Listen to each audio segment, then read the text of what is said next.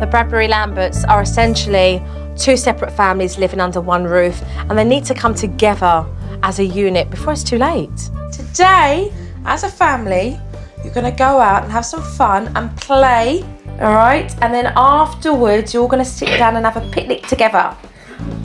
To go out together as a family is a very exciting experience. It's something we haven't done, or when we have done it has been a complete disaster.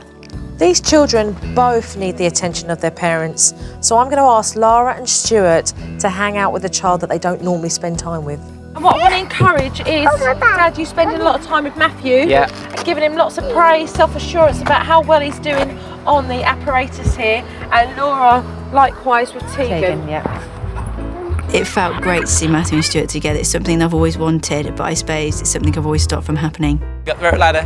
I saw Laura play with Teagan. It was kind of heartbreaking because it's my little girl and I felt I was losing her to Laura, but I also felt relieved that she was gaining that company with her mum. You've got Matthew playing with Stu and not looking for me every 2 minutes to see where I am and see what I'm doing. And the same with Teagan and Olivia, she's not running around trying to find her dad every 5 minutes. So it's lovely. When Joe said that we are a family divided in half, where it would be Laura and Matthew and myself and Teagan and Olivia, we didn't realise the sort of damage we had done to our own family. When they got back from the park, it was time for dinner, and Teagan and Olivia started to kick off. What was that? No. Right. Okay, so use your voice and say, low-tone voice, get down from the table, Daddy wants you to eat your dinner and be a good girl. Teagan and Olivia, I'd like you to sit down and I'd like you to eat your dinner. I think I am probably soft on Teagan and Olivia, and maybe I should find a way to tell her off correctly without having to feel bad about it. Teagan, please, will you sit down for me? Good girl. Listen, what would you, Teagan? I'd like you to sit back at the table, please. She got up from the table and completely ignored her dad. I want you to come down to her level and say to her, Daddy wants you to come to the table and eat some dinner now, please. If you don't listen to Daddy, you're going to have to sit on the naughty step. Teagan, after you've had your dinner, please. But Teagan and Olivia ignored the warning, and it was time for her to go on that naughty step. I'm going to start taking to the naughty chair now. Okay, follow it through. Follow it through, because you're doing really well. If you use your voice, follow it through. Okay. You need to sit down here. Sit down. Now listen to Daddy. You are sitting on this stair because I've asked you to eat your dinner and you're not doing as you're told. Okay? No, don't push me because that really upset me. Please sit down here. You're going to sit here for 1 minute. 2.5 minutes. Oh, for 2.5 minutes. Please sit down there. That's it. Good girl. Stay there. I find it very hard to discipline Teagan and Olivia. Being my little girl, it just melts my heart every time I'm cross with her, so I don't really discipline her. Because she's young, it won't take long for her to understand that you mean what you're saying. You adopted the correct tone of voice, which was marvellous. Once Teagan and Olivia's time was up, it was time to get an apology. I want you to go back over to the step, okay, and say, Daddy sat you here because you didn't do as you were told and I want you to eat.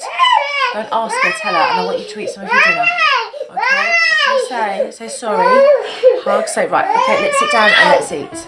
Now what I would really like you to do is be a big girl, I need you to eat for Daddy. Now, can we say sorry, let's go back to the table, and now I'd like to see you eat. Can we do that? Good girl, that's it, good girl. After the initial 2 minutes, which was requested, she did very well, and I was pleased that I could do it. Had a good look at some footage, so let's take a look at what I've seen and go through it. Stop it! Stop. Right. Teagan, calm down please, come on. Right, you're now going to get sit on the naughty step for smacking Daddy. You do not smack Daddy. Okay, I would have liked to have seen a warning there, Stuart, okay? Yeah.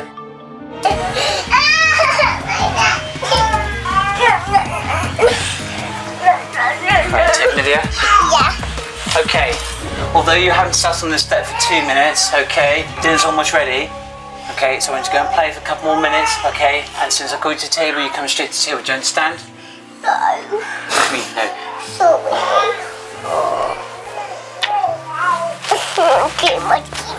Go, okay, I'm going to bring you din-dins now. But Daddy definitely needed that hug more than Teagan.